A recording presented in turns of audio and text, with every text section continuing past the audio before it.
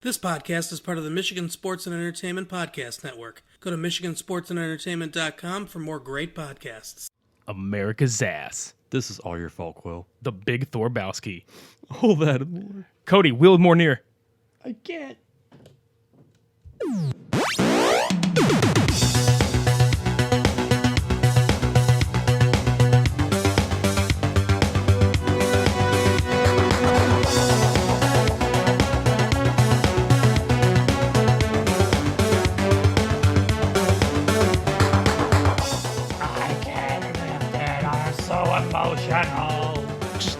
Just use your pinky like you used to do. It's gonna be okay. Welcome to episode 71 of the Super Media Bros podcast. I'm Midnight Agent Raw. And I'm Okami. The Snappening Part 2, a.k.a. Avengers Endgame. Drink some Snapple. Drink some Snapple. Just Snap to the beat. Yeah. Put your gloves on. Or glove. I mean, either way, it doesn't matter. Put some sprinkles on the glove. Make it all the colors. It's fucking Thanos' Stone Bay or fucking Salt Bay onto the Infinity Gauntlet. Onto your oven mitt. I want the Infinity Oven Mitt. Mm-hmm. I want that so hard. Just all up in my kitchen. I need the actual gauntlet, though. Just snap your fingers and cook dinner. Just soup's on. Destroy half of the nutrition. Dude, they need to make that shit real fast. Mm-hmm. Give me the Infinity Diet. Should have gone for the chicken. Infinity Kidney Stones. Shit fucking sucks. And all gallstones. Okay, god damn it. We're going to talk about Avengers Endgame. Spoilers. Yeah. Spoilers. Did I forget something? Spoilers. That's right. Spoilers. Yeah. I think every other fucking podcast is talking about it. We're going to talk about it. We don't really give a shit. It gave y'all 2 weeks to watch it. Yeah, we didn't want to come right out of the gate and be like, "Here's our shit," like opening day. We wanted to like wait a couple weeks because that's your embargo. That's all you get is 2 weeks. You have to have seen it, and fuck it, we're doing it now. Mm-hmm. Otherwise, you're waiting until the DVD comes out and then listening to us, which is a long time. Yeah, it's a long fucking time. But yeah, so before we get into all this shit, I want to throw some business out there and get it out of the way so we can devote the rest of this show to the fucking movie and beyond. Mm-hmm. If you haven't listened to us on Podcoin, go do the shit. You know the routine. You already know the routine. You get paid for this just to sit there and listen to us talk and bullshit and hear our sexy voices. Yeah, and when you get paid to do this, you can cash the coins in for shit like Amazon gift cards. There's a set of headphones on there, but I don't know how long it would take to get it. I do know that's on there, though. Even Starbucks is part of that, too. So Yeah, or you can do like we do and donate to charity. There's a lot of Yeah. good causes on there. It's free. It's in the App Store and on Android. Sign up and use our offer code SUPERPOD to get 300 coins on us. So go do the thing. Right now. Just pause and go do it. We'll wait. But be sure when you come back, you listen on Podcoin. Mm-hmm. Do the smart thing and listen to Podcoin. Right. And to prep yourself... I touched the goddamn microphone. Fuck! To prep yourself for this, you may want to have some alcohol. Maybe. These guys have a lot of alcohol when they talk about what they talk about.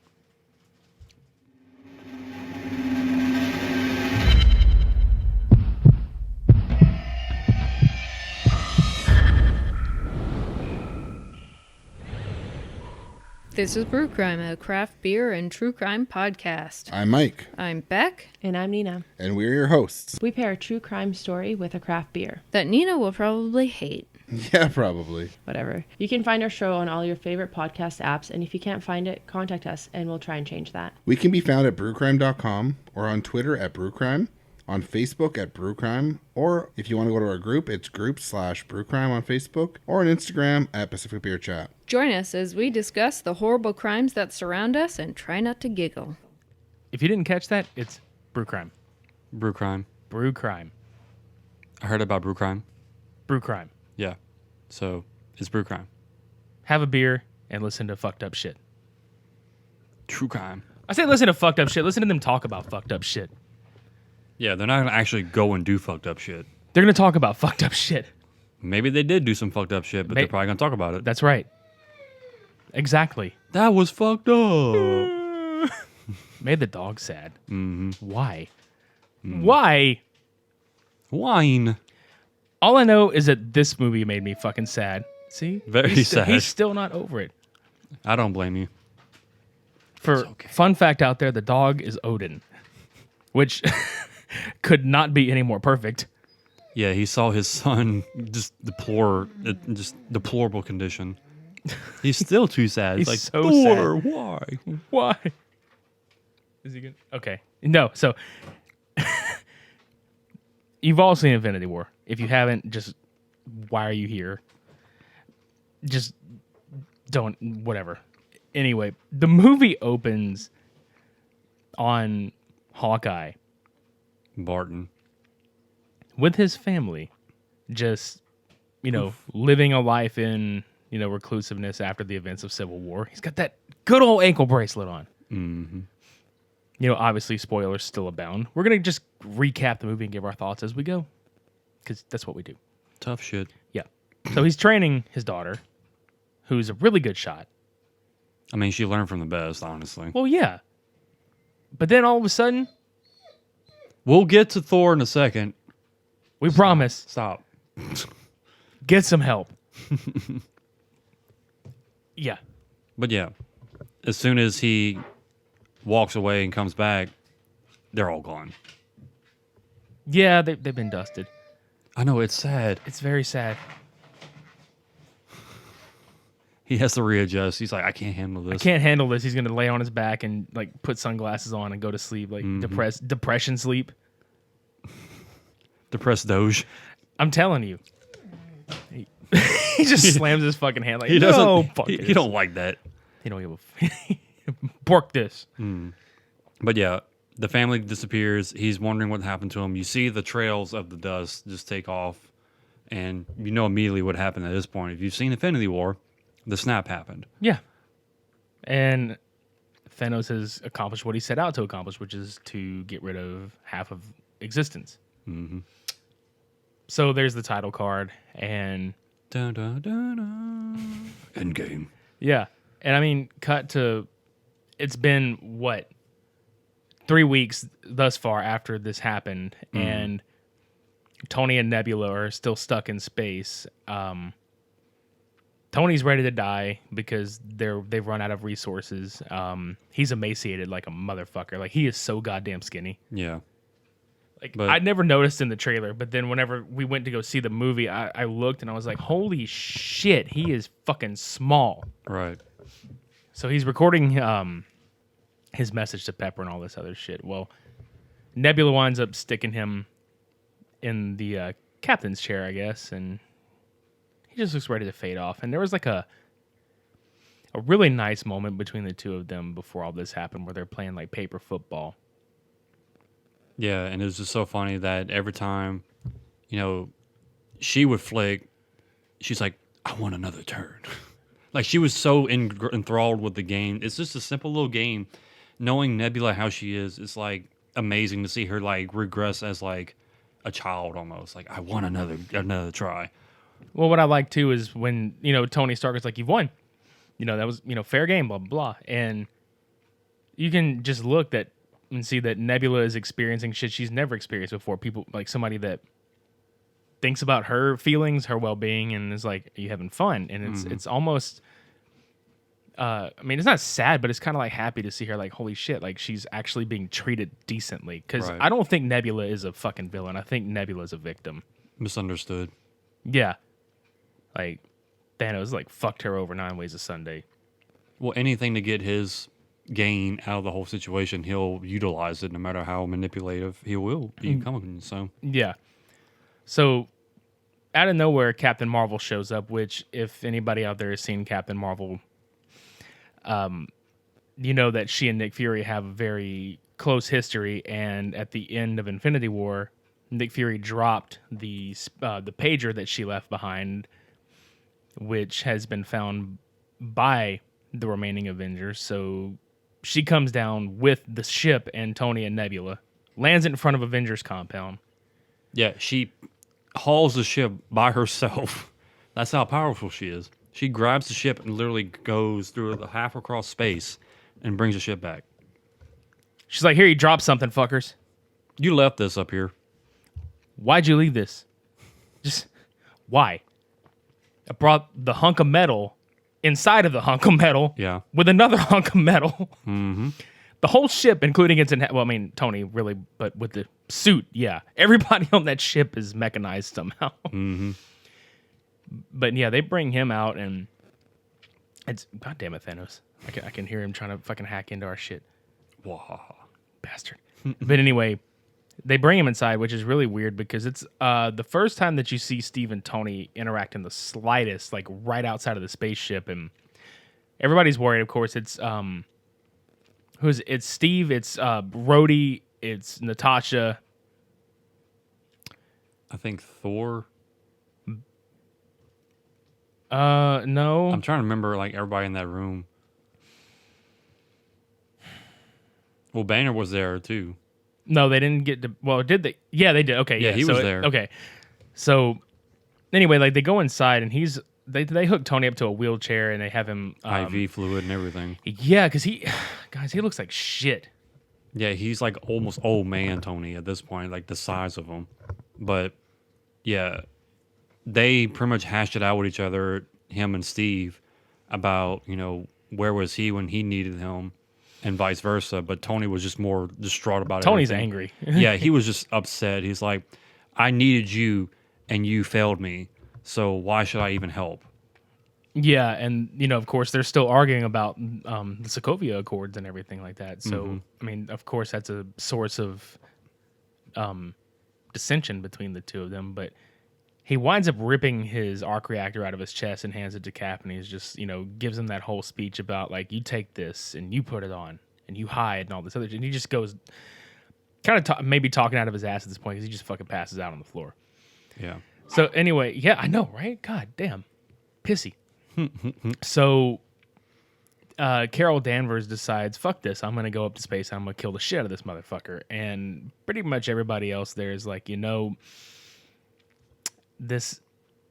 he's powerful, we don't even know where he's at and all this other shit. And of course, Thor and Rocket have a little interaction where Thor is just kind of pissed off and just sitting in a corner, and Rocket's like, yeah, he failed. He thinks he failed. There seems to be a lot of that going around. Mm-hmm.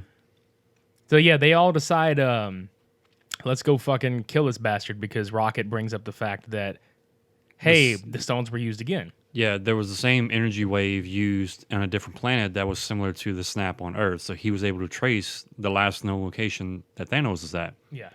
So they end up, all but Tony and whatnot, end up going to meet him. And, you know, he's literally just a farmer at this point. It's the fucking biblical kind of scenery, honestly, dude, because it's at a garden. His armor looks like a scarecrow, but at the same time, it looks like his armor's on a cross. And it's like the whole idea of like, he's in a paradise now, he's in a garden, all this other shit. It's very like religious looking, and it's like, that's an undertone that I don't know if a lot of people really caught on to. Mm-hmm. And it's fucking wild the way they pulled it off and didn't shove it down your throat. But anyway, like, he's on there, and he's all fucked up, dude. Yeah, motherfucker looks like Scarface. His arm is literally just deteriorating to the point where it's hit his face as well. Fuck your face, Thanos. Because once the team comes in and confronts him, and they take him out, basically. Which, dude, goddamn. They ask him where the Infinity Stones were because they wanted to reverse everything he did. He's like, they're gone. I used my last bit of it to destroy them. And that was it. So just the whole "I am inevitable," like, yeah. You bastard. And after that line, whenever he said that line, you just see Thor's freaking Stormbringer just cuts his head off, and he's like, he was looking right at Nebula, because she was like, "My father's a lot of things, a liar is not one of them." Mm-hmm. And he's all like, "Thank you, perhaps I treated you too harshly." Blah blah. Fuck you. Cut your head off. Fucking, I love that whole thing. Rocket. He's, what did you do? Went for the head. And that's it, guys. Like, that's Endgame. 20 minutes. Not really. No, not really. Because we progress 5 years later. Which is a hell of a time jump. Yeah. But it's so crazy because you see how fucked up the world is. The world is literally left in shambles still 5 years later. I mean, how do you move on from shit like that even after 5 years? Like, people are depressed. There's literal garbage in the streets. There's still parked cars everywhere. There's crime more than normal. I mean, there's plenty of events that happen at this point on, but there's, the three main pieces. One, Natasha's still technically running the Avengers in a way, but they're all in different parts of the universe. Rocket's one place, Rhodey's in another. Okoye is Yeah. still in Wakanda. Right. Which, dude, there's a few Easter eggs that are sprinkled throughout the film, and there's one that I enjoyed a lot that I don't know if anybody caught, but when they talked about the tectonic shift in the ocean and all this other shit, and they were just kind of like, well, how did you handle it? She's like, we don't handle it. We just let it be. Mm-hmm. And the specific location and the things they were talking about was a very subtle Submariner reference. And I fucking sat there. I was like, this is funny. This is really funny. Mm-hmm. So, but I just like how she just kind of looked like, we don't fuck, like pretty much just kind of like, I don't know if that was Marvel's way of being like, we don't want to fuck with this character. Yeah. We don't talk about we don't talk about that here. We don't do that. It's here. like Voldemort. We don't say anything about it. She's adopted. She's pretty much adopted T'Challa's thing. We don't do that here. Mm-hmm. Like, was that the Submariner? We don't talk about him. We don't do that here. He's like this. He's an underwater Voldemort. Watermort. Yeah. Oh fuck. But yeah, they're all talking to Natasha via this these like little Holograms. Yeah, and everybody fucking leaves, and Steve has basically become a motivational speaker / kind of therapist. Like support therapist. Yeah, which is, I could see that. Like, they didn't stray too far off from what these guys would really be doing after this shit. But yeah, he was talking to a lot of the people that lost family due to the snap. And Steve's only suggestion and his only advice was, no matter what, we got to move on. You got to move forward. Well, we forget that before this happened, there was a sequence in a van in Lockup where Scott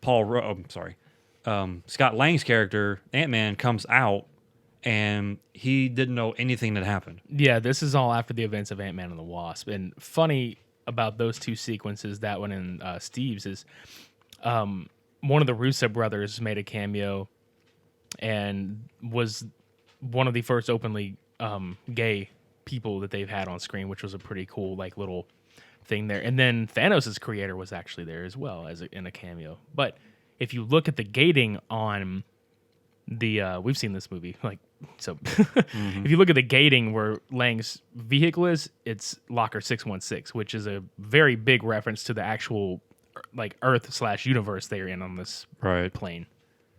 But yeah, he ends up coming out. Fucking mouse. Yeah, this rat literally pushes the button by chance and gets him out of the quantum realm, basically. And he comes out, and his van's pretty much all, secure and everything. He doesn't know how it got there. So he gets the guard's attention to let him out. Which is really funny how he does it, too. Yeah, he's like, I need help. Big ass fucking sign to the camera. Yeah, up above him. He's like, help. Yeah. Well, actually, you don't really hear him. It's more like, help. Yeah, he's just just pointing at it. So he has a little red wagon of stuff that he happened to, his suit and all that. He would, dude. Like, Scott Lang would absolutely have like a radio flyer wagon that he's just dragging all his shit in behind, and you just hear like the sad music, like that sad violin meme music. But yeah, he goes through the city and he's like, what the hell happened? Yeah, because it's trashed. Yeah, there's like flyers everywhere. There's garbage and leaves, and just cars are just destroyed and decrepit and whatnot. So there's a kid on a bike that runs by him. He's like, hey, kid, what happened here? And the kid just, shed a tear and he rubbed it off and he took off. He didn't say anything. So Scott knew, like, okay, something serious happened. Yeah, so he goes to Cassie, which is his daughter, who is now, he finds out, it's been so long. She's grown up now. Yeah, she's like a teen or a little bit more than that. Yeah, and it was one of the. I mean, obviously this movie has a lot of emotional moments, but this was one of them for me because it's just like, holy shit, like That, you don't see your that kid. reunited, yeah, from your kid you haven't seen in, well, to him, it'd probably been like an hour, technically. 5 hours for him, 5 years for everybody else, which we find out when he goes to the Avengers compound. Not long after, Natasha tells Rhodey to figure out where Clint is because apparently there's been a shit ton of murders of like a lot of like Yakuza and cartel. And this is the third sequence we talked about. Basically, Barton is a renegade, like vengeance-driven person. He's Ronin now. Yeah, he's Ronin. And there's a sequence, where he's pretty much in in Tokyo. Yeah, Tokyo, taking out the Yakuza. And dude, he's fucking hardcore badass in this movie. Like, this is what Hawkeye should have always been. you saw how awesome he was to a degree in the other films. This is like times 100. Yeah, this Because- is peak potential. Yeah, because now he has like a self-made katana, like it's like a dual blade almost, like the way it's built. And the Yakuza members like begging for mercy at one point because they were fighting, sword to sword.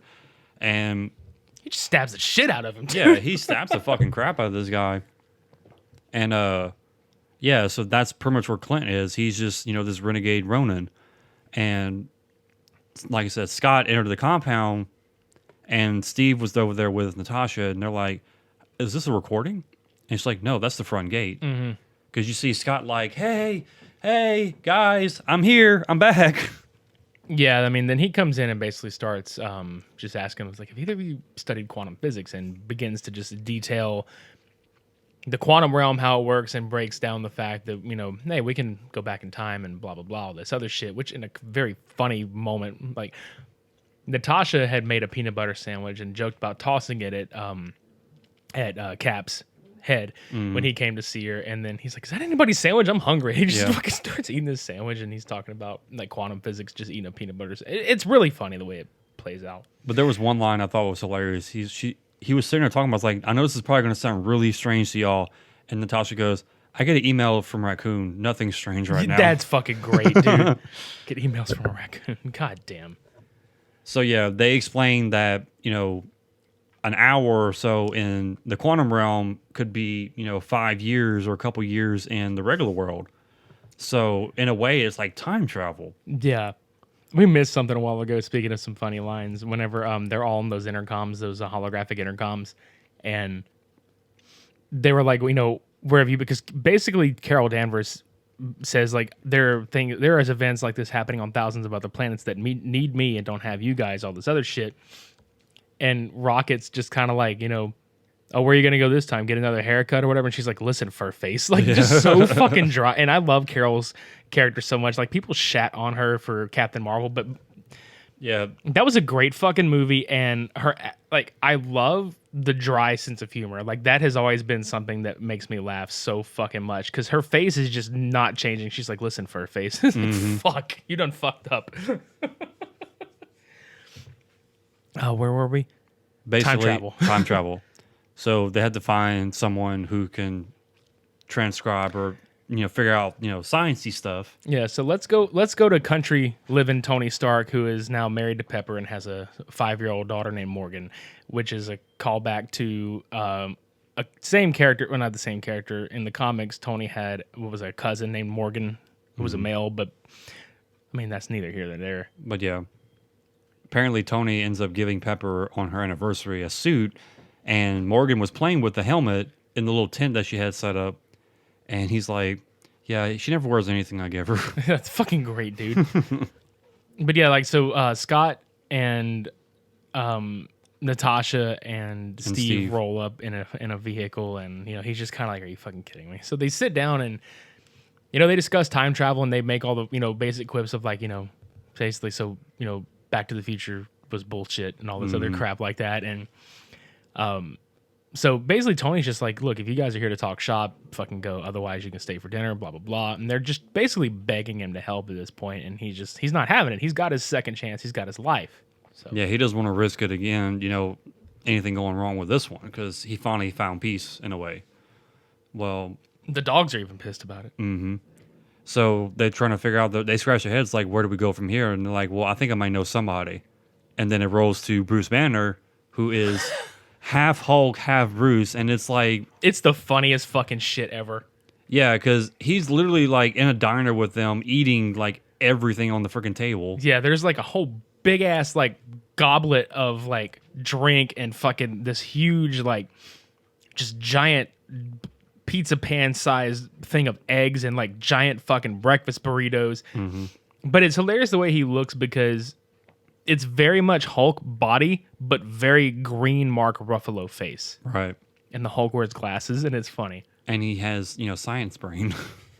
Like when he talks, he's literally Bruce, but then you just see this big hulking person. It's like, that's coming from him. Yeah, and it's funny because it's Scott, Natasha, and Steve sitting with him, and he's on like a chair on the outside of a booth, and he's talking about how he merged himself, 18 months in the Gamma Lab, and he's like, it's the best of both worlds, talking about how the Hulk was basically the cure instead of treating it like a disease and all this other shit. Right. Very comedic moment when these kids come in and want to take a picture with them, and he gets Scott to take a fucking picture with them. Yeah, they're like, can we take a selfie with you, Hulk? Yeah, sure. He's like, Hulk smash. And then they look at Scott, it's like, hey, don't you want a picture with, Ant-Man? They don't know who I am. It's like, who am I kidding? And then Hulk is very comedic because Hulk's like, no, he didn't want to take a picture. Yeah, go ahead, do it. And at this point, it's like Scott's just embarrassed. At this point, he's like, no. Just go. And they keep fucking like pushing, like, yeah, no, just take the goddamn phone. Yeah. I fucking died when he said that. Just take the goddamn phone. Yeah, he was getting so irritated. So fucking Hulk dabs, everybody. This shit was funny as hell. He's like, dab, listen to your mom. She knows better. Yeah. But anyway, like they pretty much get his help and they start trying to kind of do it on their own. I mean, I know we're going to run over a lot of like key elements and shit, but essentially what happens is they're trying on their own, and instead of time travel, they're pushing time through Scott instead of pushing him through time. Right. Tony, meanwhile, has a change of heart back at his home because he sees a picture of himself and Peter Parker while he's doing dishes. And Yet another sad moment. yeah, because Tony can't let it rest that he's pretty much, failed this kid and lost this kid, and they lost the fight. And he basically has discovered time travel, like a way to control time travel in the house. And there's this whole speech about, like before that, Tony puts Morgan to bed, which is fucking hilarious because she's like, I love you 3,000. He's like, 3,000? That's a lot. Go to bed or I'm going to sell all your toys. And then he goes down to Pepper and it's like, did you know that she loves me 3,000 times more than you? Yeah, you're in the 600 to 900 range and all this other stuff. Like, really? It's fucked up.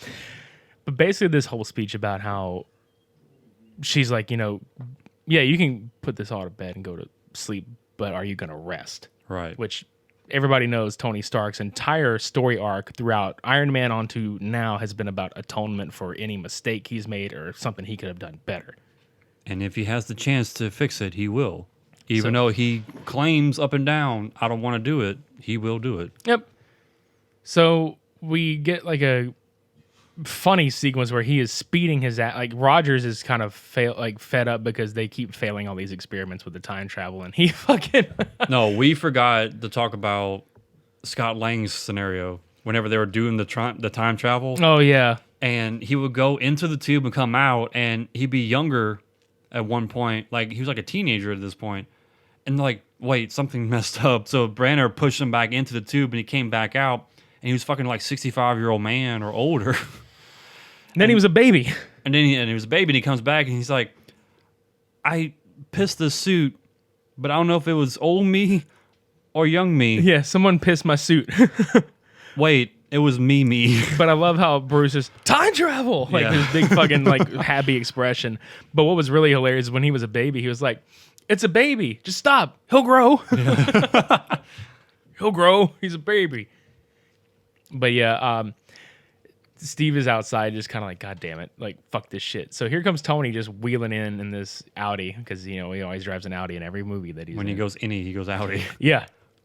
So it's kind of touching because, he gets out the car and basically he's just kind of like, I don't like I don't like disagreements and all this other shit. Basically saying it's toxic, it's corrosive, and all this other shit. So him and Steve kind of bury the hatchet, and then Tony shows him. He's like, "Hey, figure out time travel, all this other shit." Basically, a time travel GPS, and then hands him his shield from the trunk of the car. Yeah, it's like, the next time you lose this, I'm taking it away from you permanently. Well, I think it's funny. He's like, "Don't tell the others. I didn't bring enough for everybody." But I love the line. He's like, so y'all failed time travel, right? Many times? He was a baby at one point. Yeah. Now, before all this has happened, once they find Hulk and they're trying to find everybody and assemble the team, Rocket and Hulk go to New Asgard, which is in fucking Norway, to find Hulk. I mean, Thor. to find Thor. And Thor's over there with like Korg and all these motherfuckers. Like Valkyrie's kind of in charge of the goings on. And she's basically like, Thor doesn't come out unless it's for his monthly shipment. And it's just a fuck ton of kegs of beer just sitting there that are empty. And you find out that Thor is basically been playing fucking Fortnite with Korg. And I can't remember the little guy's name. I don't remember it either. Well, But he's got his friends from Ragnarok, and they've been, and they keep showing Thor. He's all bearded and like hippie looking now, very long beard, long hair, and he's happy to see Rocket and Hulk. And then the camera pans out, and it's very apparent that in the last 5 years, Thor has just let himself go. He's wearing basically he's fat. yeah, There's no other terms of He's putting got it. dad bod going. Yeah, and it's kind of like, I have very like mixed feelings about this whole thing, which like, yeah, it's funny, but goddamn, like Thor is probably one of the better written characters in this whole franchise, and it's just so sad to see he's got PTSD, he's an alcoholic now, and he's fucking depressed. Like he feels like he failed everybody because he didn't kill Thanos when he could have. He lost so much before Infinity War, and then now he lost everybody else. So Yeah. it's like, how much more depressed can you be at this point? Yeah, but Hulk and Rocket are basically trying to get him out of there, and Hulk is like, dude, like you saved me. Like in the events of Ragnarok, he's like, you saved me. I needed help, and you saved me, and blah blah blah. And he's like, let me help you, and all this other shit. And in a very comedic moment, because like I said, some of these were funny, but some of it was just kind of like, God, do we really need to play him completely up for laughs? Because he's very much a broken person and is a very real issue. But the way they do it in some instances is actually like comedic, as far as like, I get that where Thor does like some self-deprecation here and there to just kind of like deal with tragedy and shit. Because Rocket just looks at him and he's like, there's beer on the ship. And fucking Thor, what kind? Not to mention when Korg was getting harassed by that kid on Fortnite. He's like, Thor, that kid's back. He's being mean again. Which Taika Waititi did a great job as Korg. He grabs the freaking headset from Korg and is like, all right, you listen here. I think it was Kevin or Yeah, he's something. like, all right, Kevin, this is Thor of Asgard. Like, like he doesn't know who he is. If you don't get off the server right now, I'm going to fly over there and like, I forgot. He's like, shove the controller up your butt. Yeah. Says And then it he just immediately like that. got off the server. Was like, thank you, Thor. Yeah, because he says that gamer tag. He's like, blah, blah, is at it again. He's like, and then Thor turns around like, he's got this vendetta with this fucking kid. He's like, oh, it's him again? And just marches over. God damn it. That reminds me of my Halo days. Playing Halo online, just getting pissed off. All these little fucking... And I love that they played up how like all these like 9 to 10-year-old kids talk absolute mad shit online. And they just went with it. It reminds me of Overwatch days. I fucking can't stand Fortnite. Neither of us can stand Fortnite, but that was a really funny scene. Mm-hmm. Of all the fucking games. But yeah, they eventually get Thor to come with them back to the base and everything. Yeah, and meanwhile, when we mentioned Ronan earlier, Natasha had gone to pick him up and bring him back. So now we essentially have gotten everybody?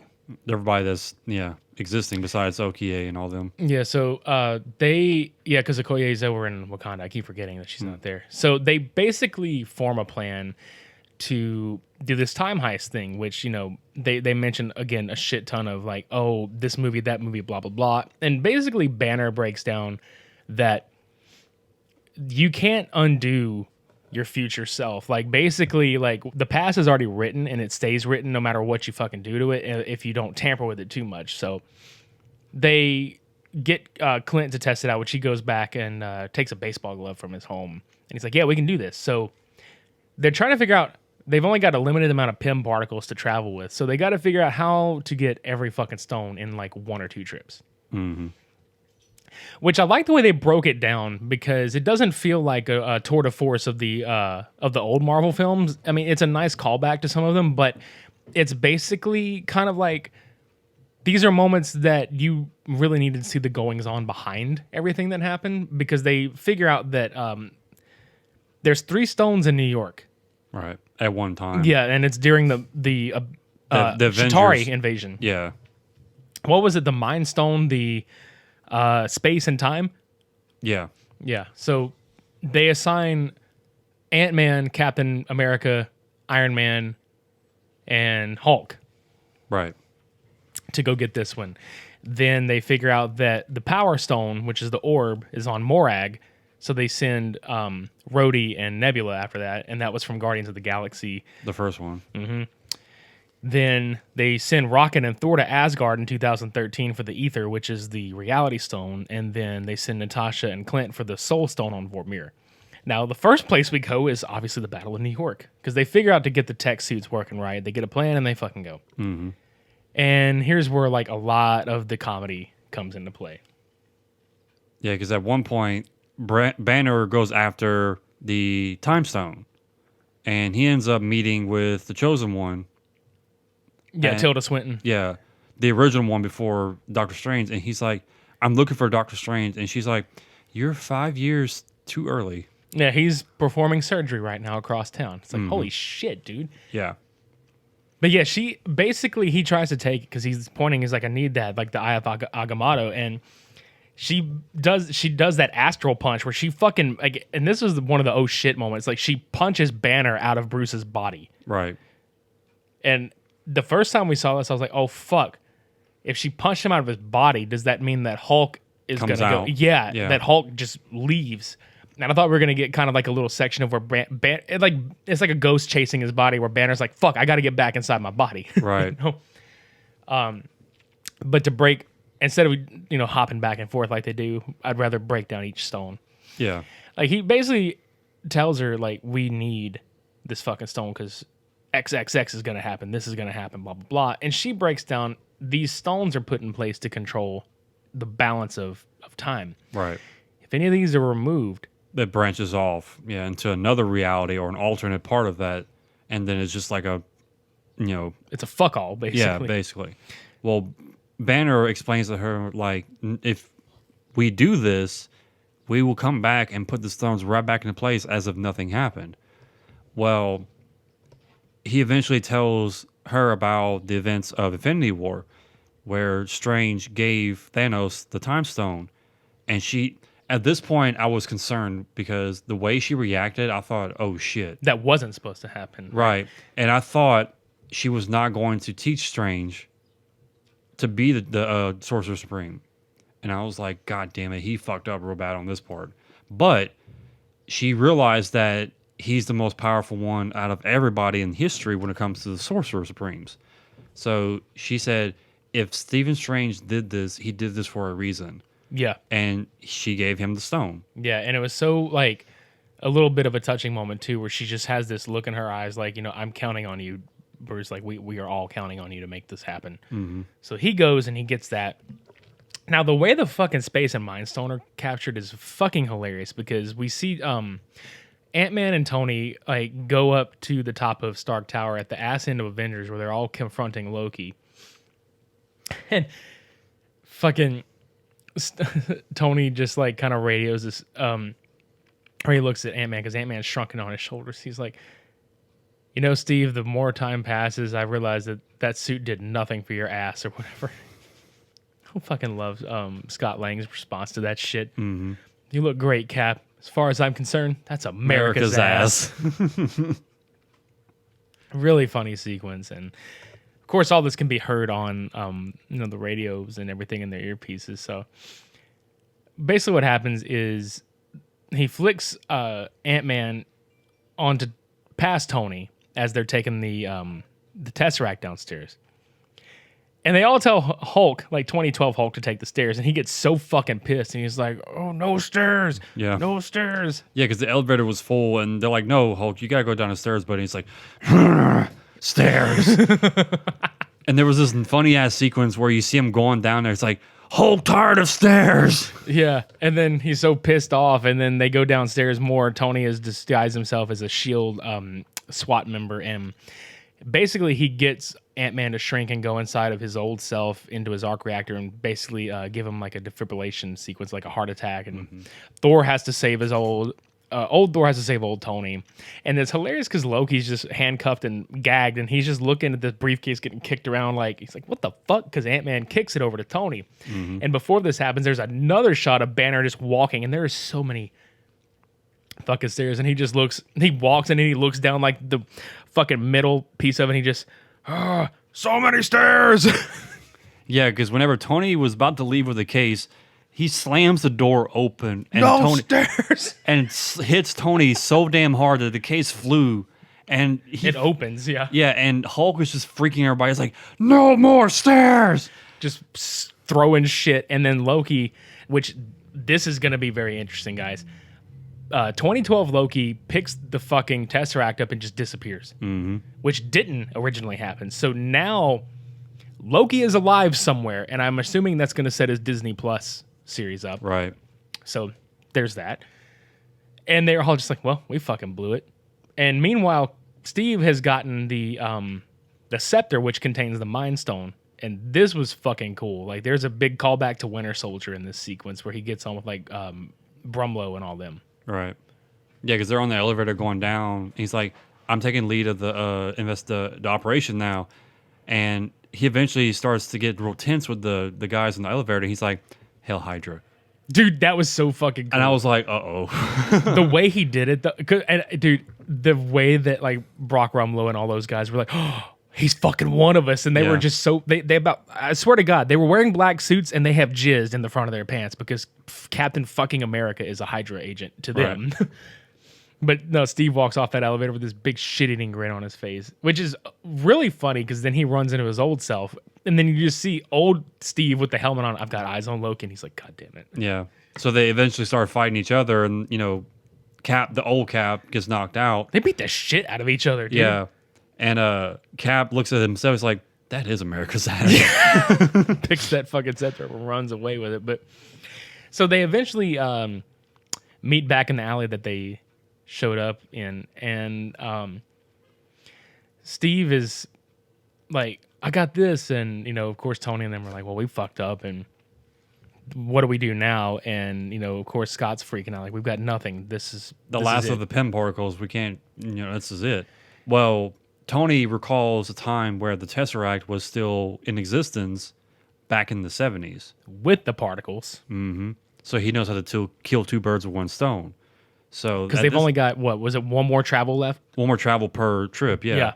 So Tony and Steve eventually go back to the 70s. To S.H.I.E.L.D.'s old operations base, which is, holy fuck, dude, it's so fucking surreal looking. That's one thing I will say about this movie. Every era they went to that was like different, they definitely made it look like that era. But holy shit, on this one, I was really blown away by a couple things. One, there was a part where Steve was trying to find the Pym particles, and he comes across, Hank Pym from the 70s with the original helmet and everything for Ant-Man, and you see Michael Douglas pretty much like almost a teenager. Like, he was so fucking young. Like, they did a really good job, like, age with him. Like, it's just mind-blowing. Yeah, between Michael Douglas and Sam Jackson, Marvel has done a great job with the de-aging process. But, like, Sam Jackson, to a degree, yeah, it was really well. But, no, Michael Douglas looks rough, like, now. Like, it was amazing how well they pulled him off more than Sam. Yeah. And, Jesus Christ. And it was so cool to see that old Ant-Man helmet. Like, the that big old silver. one. Yeah, with the antenna sticking up and everything. I was like, man, that was a good little callback right there. Yeah, it was. But the way they did it was really fucking funny because Tony is dressed up like a S.H.I.E.L.D. agent himself from MIT, and then Steve is dressed up like an army soldier. So you get Steve calling upstairs. He's like, Mr. Pym, we have a package for you. He's like, oh, yeah, just bring it up. Well, see, that's the problem. We can't. Why not? someone open it. And Hank's like, they opened it. And he fucking just kicks the Bolts, doors open yeah. and fucking bolts out of there. So Steve goes in and grabs the particles. Tony's gone downstairs to a basement, and he's gotten the Tesseract and runs into his dad. Which, holy shit. The way they went with it, I'm happy they went with it, honestly. Because, he asked, what his name was, and he said, is it like something Potts? He's like, Howard. Howard Potts. Potts. It's like, oh, it's funny, Howard. Yeah, so basically, Tony reconnects with his dad, but he's not doing the whole crying thing, like, I'm your son, you're my dad, blah, blah, blah. It's a really touching, very Tony and Howard Stark way of doing things, where basically Howard Stark asks Tony about, being a dad, because Tony finds out that, holy shit, Howard's leaving work with, flowers and food to go to Tony's mom. Yeah, tend to his wife. Because they're going to have Tony. Mm-hmm. And it's very touching because they both have, like, they kind of learn from each other. Like, Howard learns that, like, not everything is perfect and you can't always know everything. And then Right. Tony realizes that his dad always tried to do what was best for him. Yeah, he wasn't as big of an asshole as he thought he was. Which is funny. He's like, when he fucking hugs him, he's like, thank you. For everything that You've you done gave for this country. And then Howard's just like, oh, okay. Okay. Feeling awkward as fuck. And it was a really awesome callback, too, because when Howard is going to get in his vehicle, it's actual Jarvis from the Agent Carter series. Mm-hmm. And you find out, holy shit, Tony named the computer Jarvis after his fucking butler. Yeah. So, people that didn't realize that before have gotten like a good glimpse of this is all tying together. Right. So they get the fuck out of there, which they had eyes on Steve for a minute, which Steve wound up going and hiding from them, and he wound up going into Peggy Carter's office. Well, for opposite of it, basically, because they had the window in between. But Yeah. he was in the dark, and he's happened to see, which I knew. I saw the TER on the back of the door, and I was like, oh, shit, he's about to run into his old fling. Yeah, it just says Margaret Carter on the door. Yeah. It's like, fuck. So he walks into the window, and I'm surprised she didn't have to, like, catch a glance, like, in her peripheral that there's, this person here. But he's in the dark behind blinds, and she's, like, doing her, normal routine. And he's just, internally getting emotional, like, she's right here. Yeah, and she's got his picture on her desk, and it's not like muscular Steve Rogers. It's like dopey, like skinny, small Steve Rogers. Nerdy Rogers, yeah. I love Nerdy Rogers so much. Mm-hmm. What if they did a Captain America where he was that small? Yeah. I Like would've watched the fuck out of it. he had the super soldier serum, but he was that small. Like he was just powerful but real tiny. Yeah, I'd watch the fuck out of that. That's Captain America's ass. That's- or America's Yeah. It's America's Heine. He's just so little, tiny Heine. tiny Heine. Tiny Heine. It's the tiny heist. Tiny Heine heist. Yes. It's America's Ass Heist, the movie. Let's just make it right now. But yeah, basically like that happens and he's just kind of like, fuck, man. Everybody gets their little moment here. So they fucking bolt. And then that's pretty much the sequence of the 3 stones right there. Then we go to Asgard, I think. And then that's where Thor and Rocket go. To get the reality stone from, Which was in Jane, which fucking hilarious, by the way, when they were prepping for this and Thor stands up and he's like putting eye drops in. Like before they did that, they were like, does anybody know about the fucking reality stone? And they look at Thor and he's like, you just see the music, dum dum, and it's zooming in on him. Is he asleep? You just fucking hear Tony. I think he's dead. He's just like sitting there with shades on and he's got like, he's dressed up in like sweatpants and like a house robe and shit, which is funny because when they get to the compound and Tony passes him up and he just looks over him and he's like, what's up, Lebowski? Yep. And hey, Ratchet, how's it going? It's Rocket, which is like a really funny Ratchet and Clank kind of reference if anybody ever caught that. That was fucking, what's up, Ratchet? It's Rocket. So yeah, they arrived to Asgard. I think this was like during Dark World or right after Dark World. This is the day that Thor's mom dies. Right. So yeah, I know it's rough. Yeah. So they're walking and they're trying to figure out a game plan, and Thor's like freaking out. Like at this point, he's starting to have like Panic attack, dude. panic attack, and Rocket's like, "Get over here, come here, right here, It slaps the shit out of him. snap out of it." he's trying to like pep talk Thor into like going, swoon Jane swoon Jane to get the reality stone or the particle basically from it. And he's like, okay, yeah, I got this. And he just turns around. Like, I don't got this. He's like, my father had this big wine cellar, and I'm just gonna, hey, you want something? And he's like, fucking disappears. And then Rocket's like, oh shit. Yeah. So pretty much he goes off to get the ether from Jane, and Thor runs into his mom, which was a really touching scene because basically, she's just like, you're not the Thor I know, and blah, blah, blah. And she's like, history or like the future hasn't been too kind to you, but he wants to tell her something, and she's like, you're here to alter your future, not mine. Because she knew, and he was like, how'd you know? And she's like, I associate myself with witches. Yeah, she's like, I know everything. And God damn it, mothers know best, Yep. is what she's trying to say. She's like, mothers know best. We know everything. Just like Hulk said earlier. Yeah. Mothers know best. Which is a really funny call to that moment right there, actually. Mm-hmm. So basically, like, Thor just kind of has this breakdown with his mom. He's like, I failed everybody. I failed Asgard. Yeah, I'd be pounding the fucking ground too, dogs. But yeah, he's like, I failed everybody. And, and she's like, you're always worthy. She's like, that just makes you like everybody else, Yeah. like normal, blah, blah, blah. It makes you just as human as other people and all this other shit. So, in a really funny part, Rocket is on all fucking fours. All Thors. Yeah, he's on all Thors. He's on all Thor feet. But running from everybody. Help! I got it! So they eventually meet up again, and then before they leave, Thor goes, wait a minute. Holds his hand out, and you hear, What and is then that? Rocket looks up, she's like, it takes a minute, hold on. And then the original Mjolnir comes up, and it's like, okay, now we're good. Yeah, which again, that's a really subtle emotional moment too, because Thor this entire time thought he was just completely unworthy, that he thought he lost his worth by failing. And Right. by still being able to wield Mjolnir, he knows he's still worthy. Right. So if you ever needed a confidence boost, get a hammer. Mm-hmm. Drive the point home. Get hammered. Stop it. Get some hammer. Yeah. So that ends the sequence with the Reality Stone. Now let's go over and get the Power Stone on Morag. See, now, Rhodey and Nebula. Rhodey and Nebula show up with with Clint and Natasha. So Clint and Natasha go to Vormir while Nebula and Rhodey stay behind to get the Power Stone from Quill before he gets it from that cave in Guardians of the Galaxy. So you get to see Chris Pratt's stupid ass fucking dancing and singing all over again From the different intro angles. sequence, Oh, yeah. Jesus, it's funny as shit. And what's funny is because Nebula and Rhodey are watching him, he's like, so he's an idiot. Yes.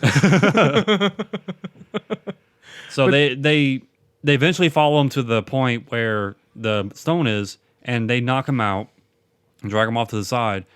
And Rhodey's like, well, hold on, you can't just walk in there. There might be traps everywhere. Like So- Indiana Jones. So she walks in, nonchalant, and he's just like, God damn it. Walks up to the stone, takes her robotic hand, puts it into the little force field, and like starts to burn the shit out of her arm, pulls the stone out, and Rhodey's just like, well, okay then. Yeah. So they get that and they sync up and they go to leave, but she doesn't leave because unbeknownst to her at this exact moment, because she tells Rhodey, she's like, we're not the only ones after these stones. My dad, my sister, and myself. So you cut at the same moment, 2014, Gamora, Nebula, and Thanos are, interacting. And so the hardware inside of her head interacts with her past self and has recorded everything that she has seen. And it comes up in the chambers where Thanos has Gamora and Nebula. And he finds out everything. Yep. And that is the oh shit moment. Yeah, at this point, we knew something was going to really fuck up with that. So, regular Nebula, falls to the ground. She wakes up, and she lost the moment. It's like she can't get back now. And she's like, oh no, he knows. Well, they eventually get her and bring her back.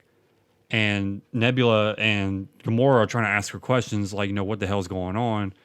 And she looks up, was like, the world's going to, the existence is going to end. Like, he succeeds, basically. So Nebula grabs the orange part off of the original Nebula's head and puts it on hers, not knowing what's going on. Yeah, so basically 2014 Nebula is going to infiltrate the compound. Avengers. Yeah. Yeah. And while that's happening, let's go to Vormir for the Soul Stone where Natasha and Clint are. And they Now, run into the Red Skull, which is, again, like, are you fucking... callback, yeah. Same fucking speech he gives. But here's the thing. If you've seen Infinity War, you know what's coming up.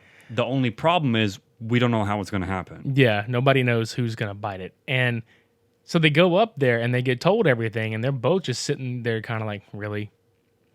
You know, and of course Clint's like, maybe he's bullshitting us. Yeah. You know, because who wouldn't?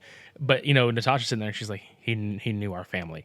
Mm-hmm. Like, he knew all these people and all this other shit. So eventually they start fighting over who's going to fucking go over the cliff because Clint doesn't want to live anymore because of the person he's become and he doesn't have family. And Natasha doesn't have family except for the Avengers. And she's like, let me do this one thing. I want my family back together and I want to fucking win. Right. So they both go over the fucking... Yeah, they eventually both go over, and I think it was Clint, he threw the grapple hook and caught Natasha. And he looks down at her, and he's trying to pull her back up, and she's like, let me go, Clint. Yeah, it's okay. And she eventually pulls herself off and falls to the ground. And yet again, another emotional part of this movie, just, you know, we lose Natasha. Yeah, and it sucks because if you pay attention to a lot of the interaction between Clint and Natasha, like, they're extremely close. Like, if they weren't married, they may as well have been married. Honestly, yeah, they were basically like the closest couple you can possibly think of outside of being married. Yeah. Yeah. But they've been through so much together that, you know, they were pretty much inseparable at this point. Mm-hmm. Well, Clint wakes up just like Thanos did in the last film With the Soul Stone. With the Soul Stone in hand.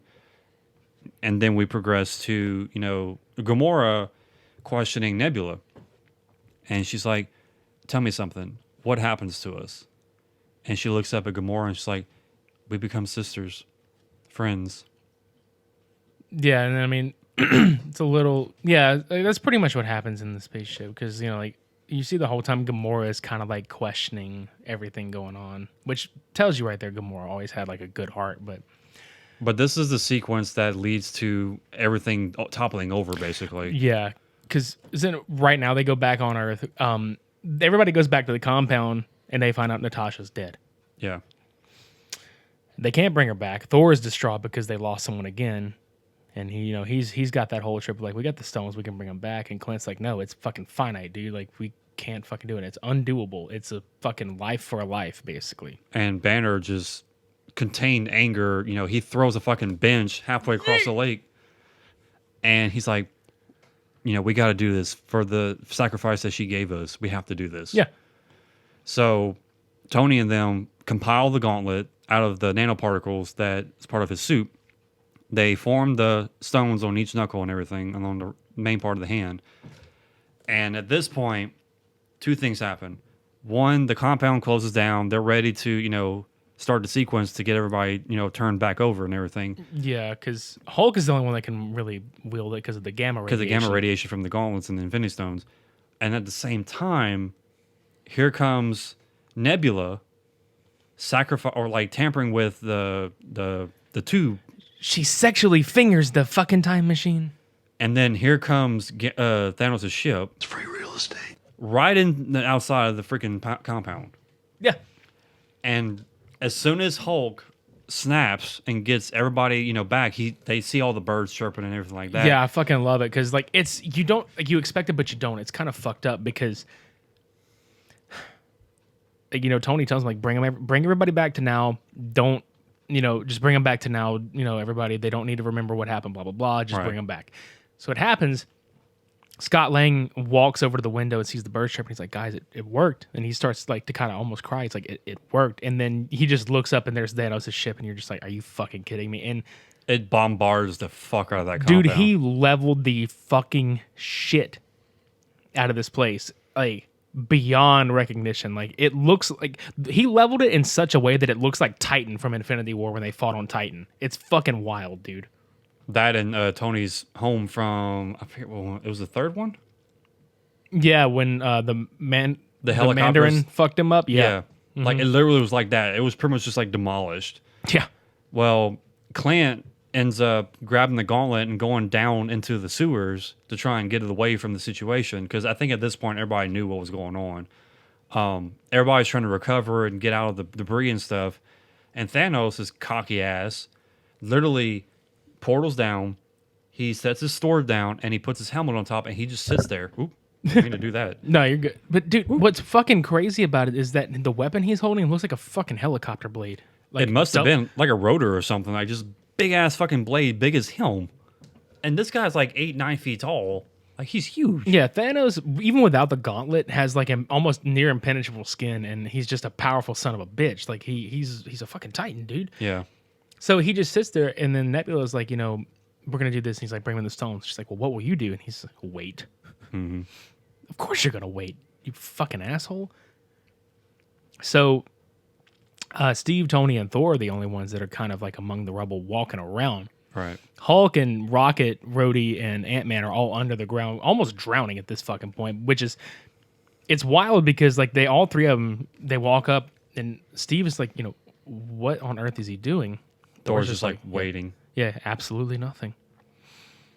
And so then you see Thor finally like summon his suit in the lightning and just look badass again. Like he's got Stormbreaker and Mjolnir. So they all go down and confront him. And Thanos this time, god damn it, like Josh Brolin did this so well. I don't think I've ever really enjoyed a villain as much as I've enjoyed Thanos as a villain, because there's such depth to his character and there's such intelligence, there's such purpose. Like if you root for the bad guys all the time, like Thanos is your dude, because like he's got a purpose. He's not solely driven by emotion as much as he is like logic and like his own personal like idea. Mm-hmm. So he's not this overly crazy rage person. He's very contained. He's very, logical and thought, processing. He's really well done when it comes to how he approaches situations. Which makes this even more dangerous because not only is he a younger Thanos that hasn't had the full like idea hatched of what he wants to do, this time he basically tells him, he's like, I get no joy out of like confrontation. Like it's all business basically. Nothing's ever personal. It's all fucking business. But I'm going to he pretty much just tells them how much he's going to enjoy leveling the fuck out of their pissant planet. Right. But at this point, he realizes that, his goal for wiping out half of existence is not going to do it, because there's always going to be those who survive going to know what happened to try and overthrow him. So he just wants to waylay to everybody. Yeah, he wants to, waylaced. he wants to start a new existence where nobody knows any plight, any strife, anything, nothing that happened. He wants to create a whole new level of existence for the whole universe, and this is the part where they clash. And if you really were waiting on the fight sequences for the movie, this is it. Yeah, this is pretty much the heavy hitters right here. And I'm not just saying this because I love this fucking movie, because we love this movie, but it is truly a very emotional roller coaster throughout this whole film, because you see the three of them, like basically the holy trinity of Marvel at this fucking point, beating the fucking shit out of Thanos, who is holding his own because, again, he's not weak, he's not old, he's young and in his fucking prime. And so he's just beating the shit out of the three of them. Yeah, there was one point where Tony's suit had like multiple laser points and Thor clashed both hammers together and like charged him and like shot his mega beam at Thanos, and he literally just spun his blade and knocked him away. I was like, holy shit. Yeah. And then there's a callback where he kicks Thor into this pile of junk and just beats the fuck out of him, and he's about to shove Stormbreaker through his chest, and then Mjolnir just whacks the shit out of Thanos like really, really hard to where he just gets knocked back. And your first thought is like, shit, Thor can like mind control the one fucking hammer while this is happening, but that's not the case. Oh no, because Captain America pulls the hammer right into his hand, and we all knew this was coming. We just didn't know how it was going to happen, because if you remember in Ultron, he lifted the hammer and it shook. So immediately we all knew Cap was worthy of Mjolnir. Yeah, and this did happen in the comics before. And, I really wanted to preface this and I forgot to. A lot of people we'll sit there and look at this movie and a lot of these other movies, because I remember hearing somebody in the theater like while this all happened, like, that's not how it happened in the comics, and I just wanted to look over and be like, dude, shut the fuck up, because the Marvel Cinematic Universe is not meant to be derivative of the comics. If you look at every comic book that has come out, like the Golden Age, the Silver Age, if you look at Ultimate Marvel had some kind of cadences from the original stories, but they made them their own. The Marvel Cinematic Universe is meant to exist as its own comic property, so fuck all. Yeah, it's that his happens. own canon, basically. Yeah, so if that how it happens in this canon, then that's how it fucking happens in this canon. Shut the fuck up. Yeah, because they compiled so much ideas to create these scenarios that they put onto film. So it's not going to be exactly like the freaking comic. It's going to be their own interpretation of it. Which was well done. Yeah. So yeah, Cap gets the fucking hammer, and it's go time. But yeah, at this point, his shield is pretty much broken in half. Like, there's nothing left of it. So now he's pretty much wielding like a half-ass shield and the hammer. Well, no, he's got the full shield at this point. Because he beats the fuck out of Thanos at first, and then Thanos like just hacks his fucking hammer down, breaks his forearm and shit too. Yeah. It's fucking disgusting looking, honestly. Because if you don't know to look for it, like the arm that Cap holds the shield with is like broken at the forearm. Right. Like bone out of the skin, through the suit. Ew. Yeah. But God, it was so fucking like satisfying to see him wind that fucker up and just uppercut the shit out of Thor. Thanos just fucking knocked him into tomorrow. And then he knocked the freaking ground and shot the lightning at him and everything. It was like, oh, this was so satisfying. So worth it. But at the same time, while the army is, for Thanos going after everybody, Barton is being chased into the sewers. Yeah, like this. Yeah, while that fight's happening, there's like creatures under there that Thanos has already had put in place, I'm assuming. Yeah. That was a fucking it reminded me of like a horror thriller kind of like sequence, which was really neat. Yeah. But yeah, there was a point where he was trying to escape and he eventually got to a safe point, and then old Nebula pops up and he's like, hey, I know you. She takes it.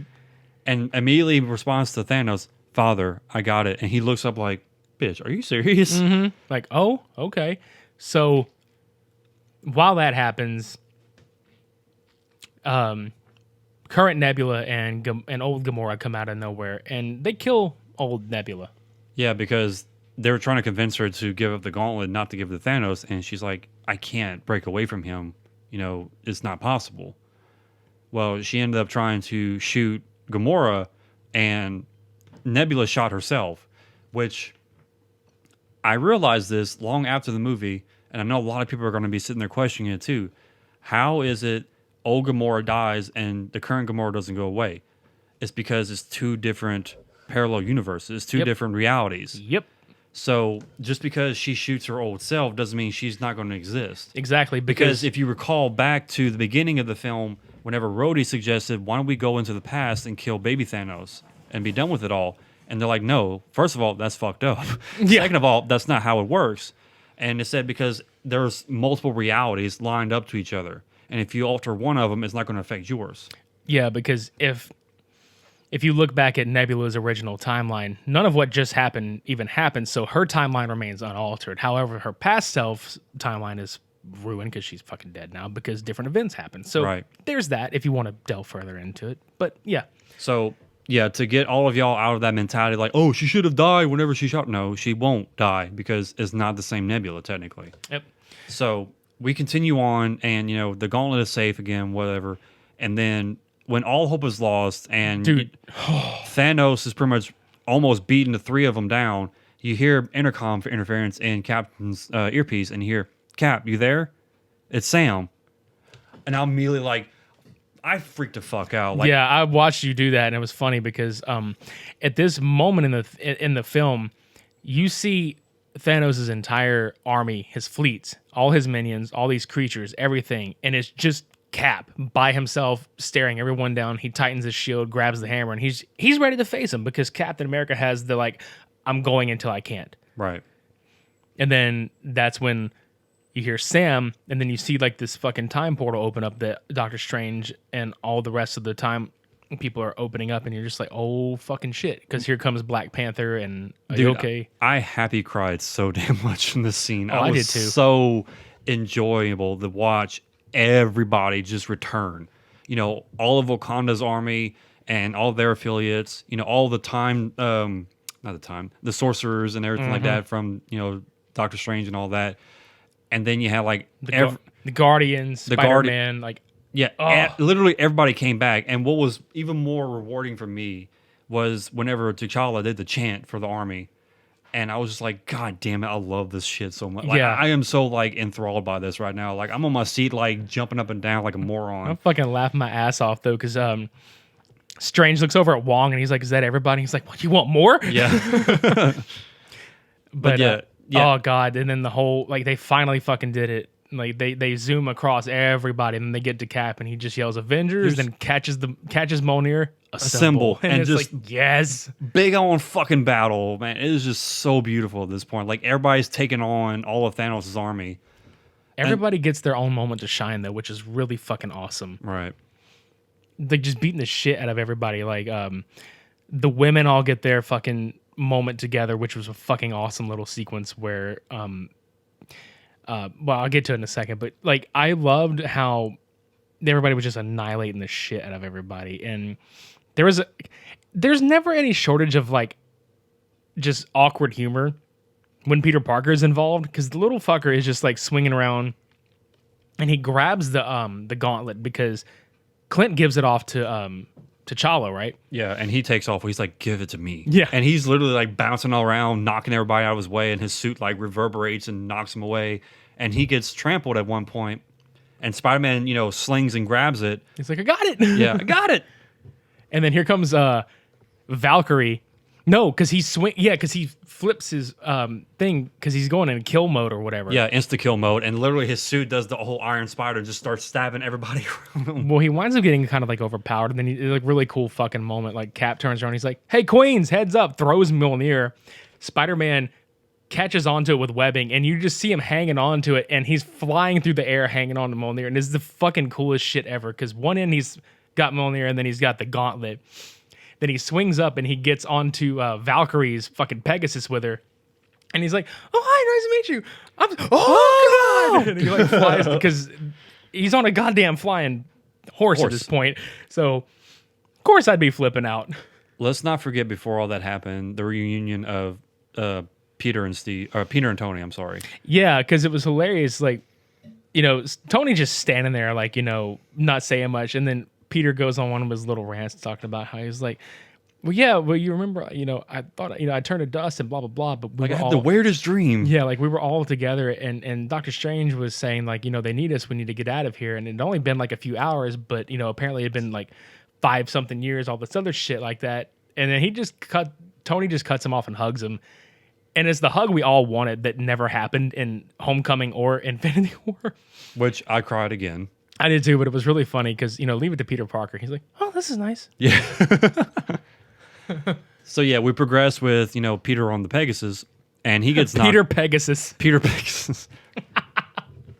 I was going to say something else, but I'm fucking not doing it. Pegasus Man? No. Ride the pony? No, it was much worse. Oh, okay. Well, anyway, so... Fuck it, I'll say it was Peter Parkinson's. Oh, God. No. See, that's why I said no. Yeah. I'm just anyway. Yeah. So they get knocked down, and he hits the ground, and here comes Captain Marvel to save him.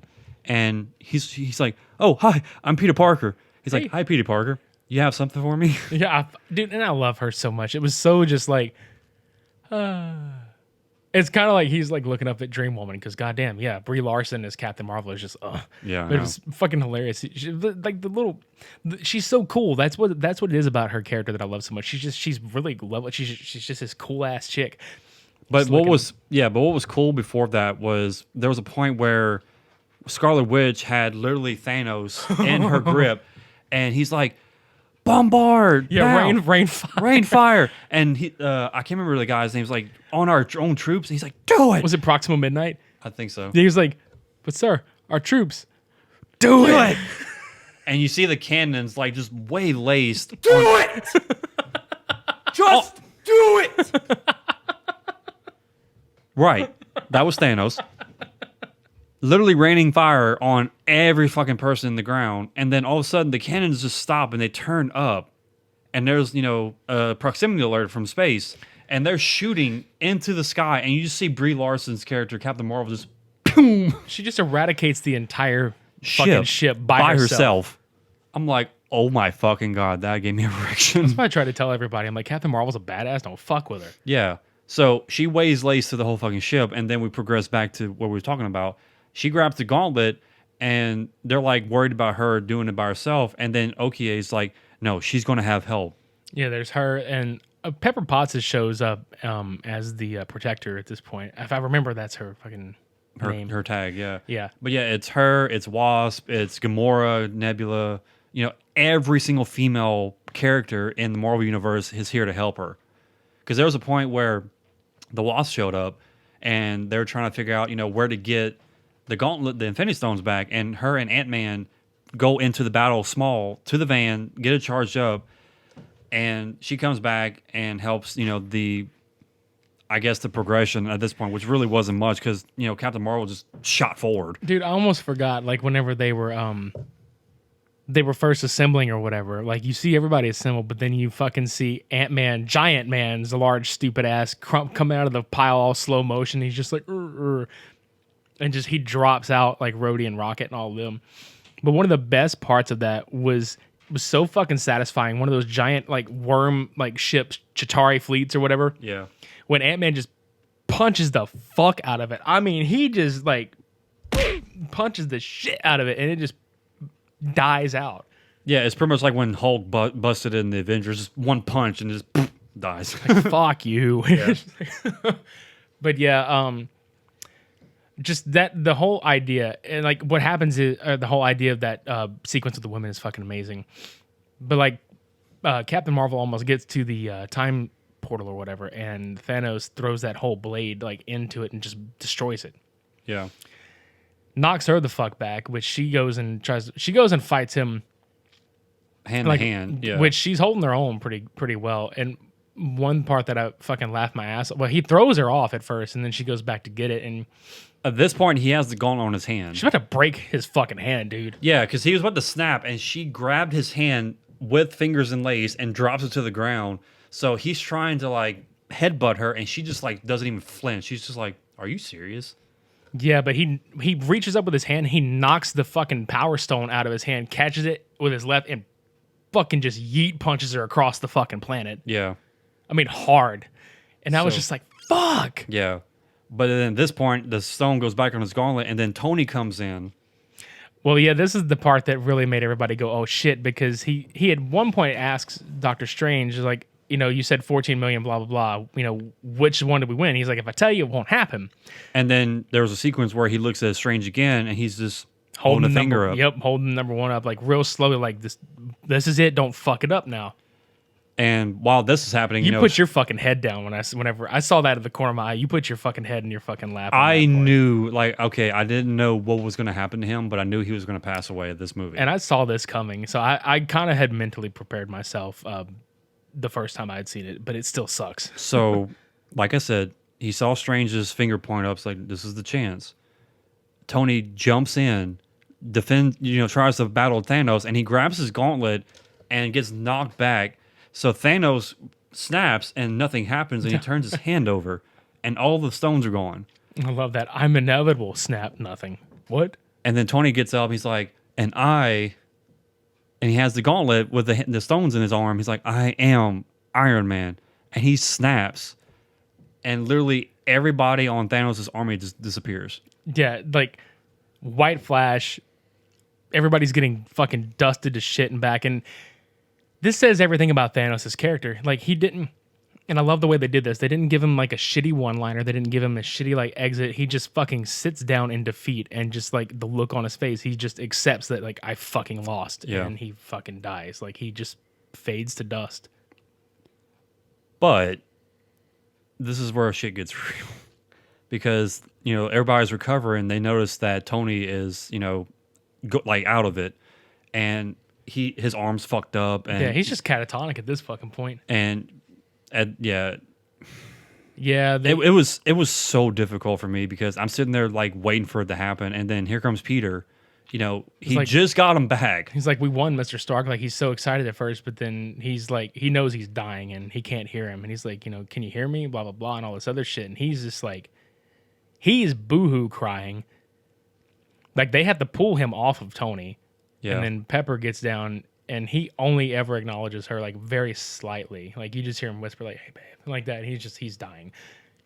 And I just that whole line of like, we did it. Like you can rest now. And as soon as she says you can rest now, he fucking dies in his Arc reactor just shuts down. Yeah.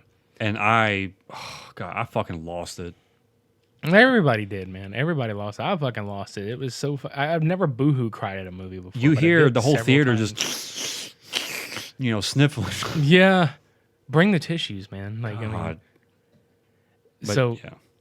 But yeah, he dies, and they have a little speech that is happening, which he pre-recorded and all this other shit, and basically him, being like, part of the journey is the end, blah blah blah, and he's like, I hope families reunited, I hope the Earth goes back the way it was before, and I fucking cried again at this part. yeah, because you see everybody like happy together again, but then you see everybody at his house where they have the little funeral set up, and he's got like the little projector thing, and before he departs, like you can see the vision of him like looking at his daughter like through the helmet that he recorded it through, and he just looks at her, he's like, I love you 3000, and that's it, and cuts it off. Yeah. And that's why everybody's hung up on the I love you 3000 thing, which is a really that whole thing has a lot of history behind it. Robert Downey Jr.'s actual kids say this to him in real life. If you put together the runtime length of every film, including Spider-Man Far From Home that's coming up, it's 3,000 minutes total. Mm-hmm. So there's like a lot of like subtle references with this line, yeah. Mm-hmm. But it just tugs at your heartstrings because like that's the last thing he heard from his daughter before he went off to fight, yeah. Do all this shit. So they have a funeral for him, and it's just out on the lake. And the part that really fucked me up the most, and is still gonna fuck me up right now, is when you see Pepper lay this like bouquet of like bush and like grass and flowers into the lake and let it float off. And it's his arc reactor from Iron Man 1 with the proof Tony Stark has a heart thing. And oh god, that it fucks me up so bad. Like just thinking about it honestly, because that statement has never rang more fucking true. Mm-hmm. And you just see literally every Avenger, every person that's been in this universe, all there in black suits to mourn his death. And even the kid from Iron Man 3 is there, which a lot of people were like, who is that? I'm like, well, that's the fucking kid that he helped. Yeah, in the Iron Man 3. potato gun. Yeah. And Nick Fury finally fucking shows up at the dead end of the funeral. And that's a bad pun. Dead end of the funeral. yeah, I know. But I mean, it is what it is. So, I mean, all sniffles aside, you think. So now it's time to send all the stones back. So Hulk and Bucky and Sam all are sending Cap back in time to go take all these fucking stones, put them back where they go. Mm-hmm. And Hulk is like, well, it's going to take him Like five seconds to us, a couple hours for him, blah blah blah. And at first he looks down. He's like, I really tried to bring her back. Like he tried to bring Natasha back. And then before that, you see Clint and Scarlet Witch talking about how wish we could tell that, like basically talking about Vision and Natasha telling how they wish they could tell them that they won and that they did it. And she's like, they know. Yeah. So that happens. Steve goes back, but he doesn't immediately come back. And of course, Sam fucking was like distraught, like, where the fuck is he? But Bucky knows, man. Yeah. He happened to look behind him, and he's sitting on a bench at the lakeside. And we knew at this point that this wasn't the same Cap. It was the older version of him. And he walks up to he walks up to Cap, and he's like, so what happened? Or Sam did, technically. I forgot about that. And he's like, I lived my life. Yeah, he's like, I thought about getting that life that Tony talked about, which, I don't know if that was on purpose or if there was a cut portion of it, but Natasha's the one that told him to get a life. Mm-hmm. And she's like, you first, like way up in the beginning. But, I may be missing if Tony ever did tell him to get a life at one point. But, Steve was just like, I thought about, getting some of that life Tony told me about or something. Right. And they did a really good job there. There's like some CG and some makeup done to Chris Evans and makes him look really old, which, of course, it's a great performance. But I think it wasn't even a gripe. I probably would have had that be Stan Lee's cameo as old Cap. Mm-hmm. which he played like this hippie whenever they went back to the Shield base in the 70s, which was pretty funny. But knowing that that's the very last cameo he's got, his Captain Marvel cameo was a much better send off, honestly. Yeah, like I was kind of let down with this one, to be honest. Yeah, I wish it would have been him on the bench, like his old Steve, because if you listen to the speech he gives in Mallrats, it's proof that Stan Lee could have given a really serious like talk, and it would have been like very fitting for him to be like, you know. But anyway, I mean, with the circumstances that he was unaware of, yeah, and you know, Sam just like, well, you want to tell me about her? Because he kind of puts his hand, Steve puts his hand on Sam. He's like, you want to tell me about her? And he's like, no, nope, I don't think I will. It's kind of funny the way he says it. It's like, I'm not going to tell you about her dirty bits. I'm going to keep that to myself. Which at this point he's like, oh, that reminds me, and he pulls his shield out, his dick out. Yeah. And he hands it to Sam, and he's like, are you sure? He's like, yeah.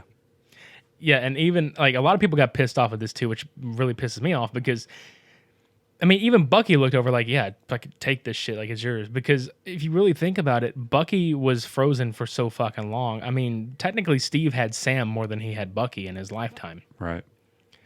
And I'm sure that's going to set up the Disney Plus series that Winter Soldier and Falcon are going to have, but you never know, it might be something between or before, but we never know. And again, with the timeline, everybody's just thinking like, oh, well, how did it not fuck this timeline up? It's like, well, Cap went back and just changed his own past. He didn't really do anything differently. I'm pretty sure he could have stopped everything before it happened in his lifetime too. You know, I just thought of the name for Sam, Captain Falcon. I thought about that too. It's really funny. Like Super Smash Bros. Captain Falcon. What the fuck? I'm really interested to see how they go forward from here, though, because I mean that was pretty much the very last thing. Is you go back to the 40s, where like late 40s, probably early 50s, late 40s, after the war and shit, and Steve got to live his life with Peggy. He married Peggy, and that's how they end the film, is with him dancing in the living room to their favorite song. And the credits are really like the cool part. There was no after sequence credits or anything like that, which there really didn't need to be. I really liked how the original 6 Avengers got to do their signatures on screen, and it was kind of like the if anybody remembers like the old Star Trek movies with like Captain Kirk and all those guys. Like on the very last one that they did together, they kind of did the same thing where they signed their names and they shot off into the stars and shit. It was a nice send off, and you know that the OG Avengers are done. And like, oh, I forgot to say before all that happens, Thor goes off to Asgard and hands everything over to Valkyrie. Yeah. That whole sequence where he basically leaves with the Guardians of the Galaxy. Yeah, because this is the point where they go and search for Gamora, who happened to take off at one point, which we forgot that sequence whenever Peter meets Gamora on the battlefield, and he's like, is it you? And he goes to hold her, and she freaking knees him in the fucking groin. Twice. And he's like, yep, the first time you got one, now you got both. Yeah. And she looks at Nebula and was like, is this him? And she's like, yeah. It was either him or the tree. Yeah. I was like, oh, that's fucked up. Your choices were him or the tree. Yeah. Which I'm kind of surprised they didn't do a lot with Groot, you know, because they did everybody's little callback, you know, fighting in the battle. Groot just got knocked down, and that was all you really saw of him. He's still kind of a teenager. I would imagine, like, by the time Guardians 3 rolls around, which at this point, if they don't call it as Guardians of the Galaxy, I'm going to be really pissed off. Yeah, same. Because Thor winds up just going with them. And there's a really humorous moment between the two Chris's on the ship and them arguing over, like, who the de facto leader is going to be. And it's just really... I don't give a fuck what anybody says. Chris Hemsworth is a very fucking funny human being, and his comedic timing is just perfect. Yeah, because he was so condescending in a way to Peter about it. It's like, oh, yeah, of course. Fucking Drax. I think you should fight over leadership of the ship. Yeah. Hey, I got some blasters. Yeah, Rock's like, hey, I got some blasters if y'all need them. It's like, no. That you want to use knives. And then you hear Mantis, ooh, knives. Yeah. Oh, yes, use knives. Like, really? And then, yeah, it was just them trading back and forth. Funny fucking story that has come out, and I think it's been addressed as like a true rumor. That sequence during that, when Groot just looks up and he has that look on his face like, I am Groot, he basically suggests a dick measuring contest. Yeah. And that is fucking hilarious. Just whip it out. Whip your root out Yeah. for Groot. Whip your root for Groot. That sounds like a freaking slogan for like a presidency or something. Whip your Root for Groot. root for Groot. 2020. Splinters everywhere. Rip your root. Oh my god. Rip your root for Groot. I don't fuck. God damn it. I don't know. Sounds like a good Vine video. I need to make that. Yeah. But yeah, that's Endgame, goddammit. And there's really nothing else to say about the movie other than to go see it if you haven't seen it already. And if you're still listening to this point, what the fuck's wrong with you? Go watch it now. Yeah, because there's a lot of stuff we kind of mulled over too. Yeah, there's a lot more. It didn't feel like a 3-hour movie either. Mm-hmm. As of this recording, we're recording on a Sunday, so this will come out. You'll be listening to it on a Friday. But as of this weekend, it's already eclipsed Titanic. Number 2. And industries are already projecting it will pass Avatar. I mean, I don't know if it's gonna. I still have some reservations because we've got other movies coming out. But I'm going to keep my fingers crossed and hope that it topples the shit out of it. Yeah, here's to the end game for Cameron. Let's hope so. It's only got 600 million more to go, and I think if it's cracked over 2 billion in a week or 2 weeks, it'll do it. Oh, Yeah. has it been a full week? Or it's been 2 weeks, I think. Yeah. So, yeah, I think it can do it. Actually, no, it'll be 2 weeks when this comes out, if I'm not mistaken. Yeah, that's true. That's true. Because we So- saw this Tuesday the week before. That's right. Okay, yeah. So, God, Jesus Christ, guys, it's 2 billion in A little like over a week. Yeah. That's some high fucking numbers, man. And I've got some theories on where this may go. I don't think it's going to like right away, but given that they've just acquired all the Fox characters, everybody's saying Galactus and Doctor Doom, which I would love to see happening. But I think Tony Stark's whole line about tend to mess with time and messes back has a lot to do with a villain that I think is going to come along. And I think that's going to be Kang the Conqueror. A lot of people kind of forget about Kang, and like the dude in the comics has weaponized time for his own personal gain. The fucker has traveled to the future and to the past to manipulate everything for his own well-being and his own like winning, basically. Right. He ties into the origin of the Fantastic Four comics. He's a very distant relative of Reed Richards, like a very descendant of him. Hell, he had even like groomed Apocalypse to take his fucking place, dude. So like when I say like Kang the Conqueror is absolutely like could be the next formidable opponent, like to Thanos level or more, this is it, because they've already opened the fucking floodgates for any kind of time travel in the cosmic universe and shit too. You could also, like we've been hoping for, bring Galactus and Doctor Doom in and maybe treat them correctly this time. Yeah. That's what I want to see. But then the whole Guardian side of it too, with all that's going on with them. Yeah.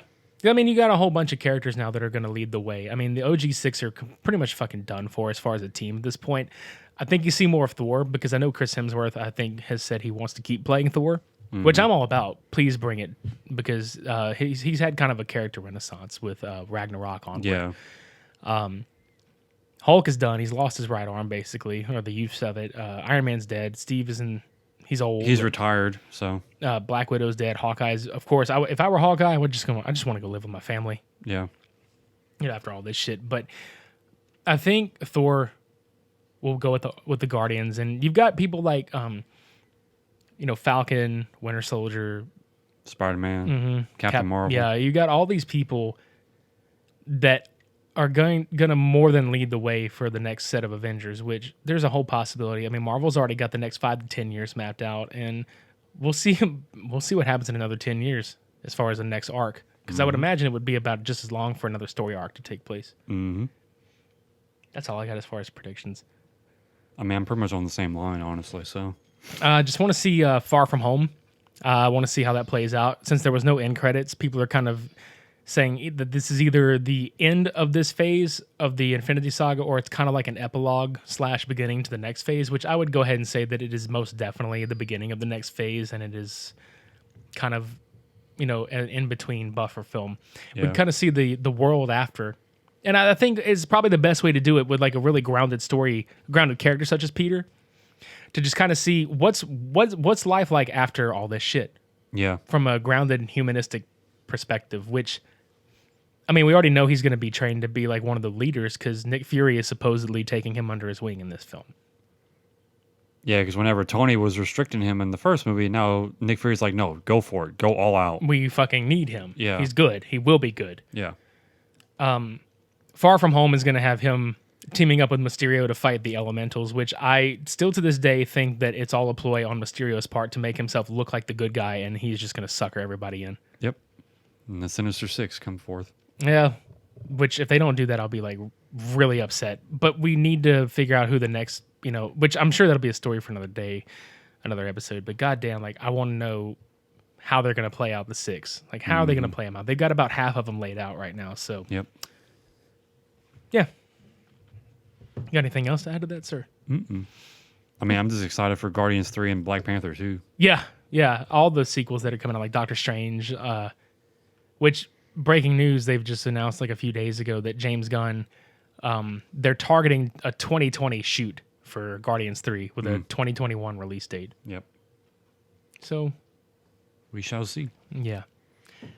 If you enjoy listening to us and you want to support the podcast monetarily, go to patreon.com/supermediabros. We've got a couple, Another thing to do. Yeah. We have a couple of tiers set up. Get some good shit if you do so. And for this month, we want to thank the faves of our lives. Thank Marlon Fisher and Tara Lambert for their contributions. Thank you guys so much. You guys kick ass. Definitely. If you would like to get a shout out on the podcast and you want to support us, go to patreon.com/supermediabros and do the thing. Click the links and yeah. Before the snap happens and it's all gone. Yeah, the snapping. You'll be fucked. You'll be super fucked and then you can't do it again. The snappling. Yeah, I want to get Snapples now and just that's what I want to do now. Whenever I drink Snapple, just call it the Snappling. Should have gone for the mango. Should have like drinking like a V8 juice should have gone for the head of lettuce. Listen to all past, present, and future episodes of the Super Media Bros at supermediabrospodcast.com. Do it, goddammit. Just fucking go do it. You have nothing else to do. Might as well do that. If you want to follow us on social media, facebook.com/supermediabros. Which I see we're starting to steadily pick up on that too. So Yeah. Twitter.com/supermediabros_. Picking up more on that one too. woot. And of course, Instagram.com/supermediabrospodcast. A lot of stupid pictures. Don't snap them. No. You can snap your own and send them to us. Be like, hey, we're wearing your shit. Yeah. And we'll put it on the website. Yeah. And speaking of wearing our shit, go to storefrontier.com/store/super-media-bros-podcast, and we'll put that in the link in the descriptions below so you don't have to type that shit out. That's a lot of ash. It is. Ash dash. Dash tag. America's ash. It is. That is America's dash. That is America's ash. That is America's fucking... Everything. Yeah. Go buy our shit.